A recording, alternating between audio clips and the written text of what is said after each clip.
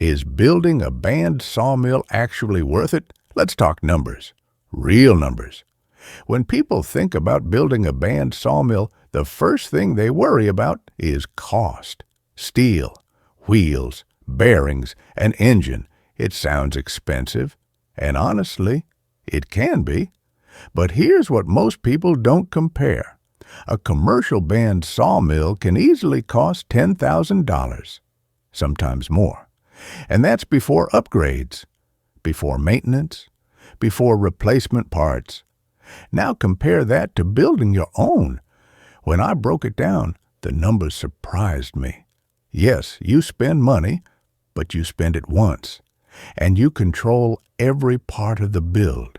You choose the steel. You choose the engine. You choose the size and capacity. You're not paying for a brand name. You're paying for materials. But here's the important part.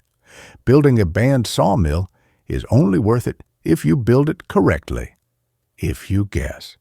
If you copy random designs. If you buy parts without planning, you will lose money. I've seen people spend more fixing mistakes than the cost of proper plans. Wrong steel thickness, wrong wheel size, wrong alignment. Each mistake looks small, but together they destroy your budget. That's the difference between a cheap build and a smart build. A smart build starts with clear plans. Plans that show you what to buy, what to build first, and what to avoid. That's why I put everything into one complete set of band sawmill plans. Not theory, not ideas, real measurements, real build order, and bonus guides to help you plan costs and avoid mistakes.